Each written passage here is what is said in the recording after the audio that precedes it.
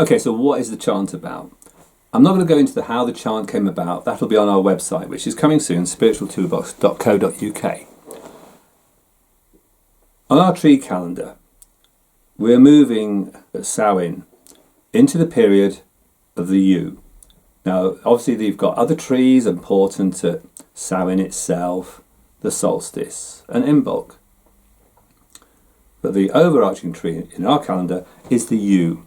And to us, that is about change. It's the life and death tree. The north, destruction, regeneration, purification, something we all go through. And the reason I chanted it just after, within minutes of the equinox, is because we are experiencing so much change that I thought, well, you've got to go with it. You've got to flow. Change is flow. Flow is change.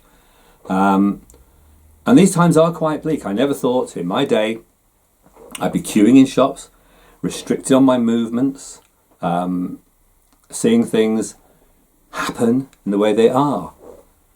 But I remember when I was 12, I had two significant conversations with my grandparents. I said to my nan, "Do you think the world's getting darker?" And she looked up and she said, "Nope." What she said was, "It's just that we hear about it more." So in my day, she said, we only knew roughly what was going on in our town, and then we occasionally got the national newspapers, and you sort of get a sense. But now, and this was actually when I was 12, so you're talking 48 years ago, before the realm of social media. And then, I think it was about 10 years ago, I can't remember now, Susan Raven wrote a book about her, I don't know, it was a long time she spent working with the plants and the plant spirits. And one of the things they said to her was the speed that lies were moving around. And that was interesting because really that was before Facebook had really taken off and this 24/7 news that we get. So that was one aspect. And my grandfather, he said to me, "Look, do you know what the problem is with your generation?" Now I was 12. And he went to a light switch and he switched it on. He said, "That's your problem. You're all going to want it instant."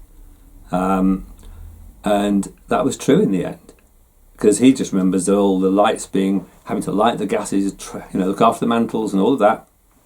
And then one day he said to me, "Look, come and watch this." And he had a penchant for whole leaf tea. Anyway, he obviously put some in the pot and he said, "Come and watch this." And Naz said to him, "George, he's not going to be interested in that." But I was. And we watched the tea, actually, the leaves unfurl and all the vapours mix. And that was the way he looked at life. You took time to wait.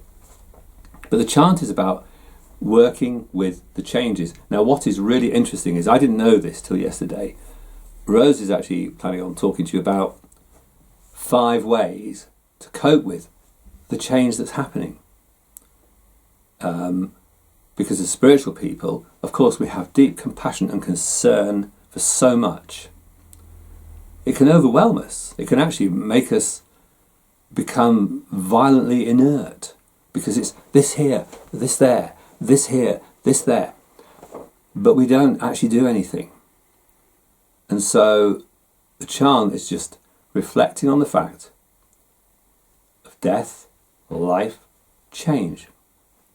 Things in our lives have to change. Some things have to be put to death. Some things die anyway.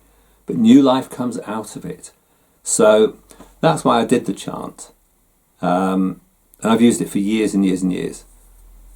And hopefully, if you learn it, you'll sense that. And it's great if you chant it under a yew. I will tell you one story just to finish off. And that was about after the chant had been co-created.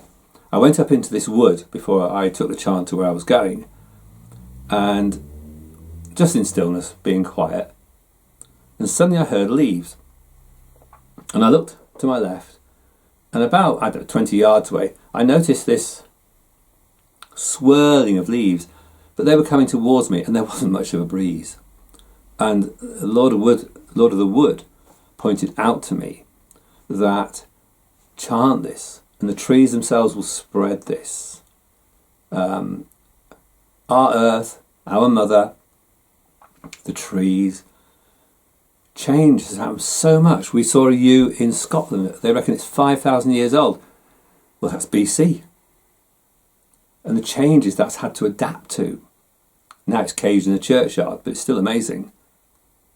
Anyway, so that's how I use and work with this chant, because it helps me accept the fact that everything is changing.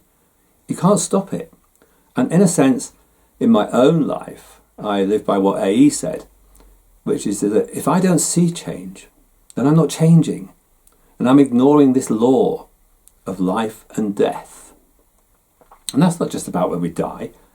It's about when we live, that some things we have to let go of, let them die, so that we can then, the new life will come through, because we know that's true. If you mow the grass, if you clear a patch of weeds, within a short time, they're all back. And that's how nature tries to rebalance. So that's the chant for change. And I'm sure very soon Rose will add her video on this, which is the 5 things that help deal with and work with this change.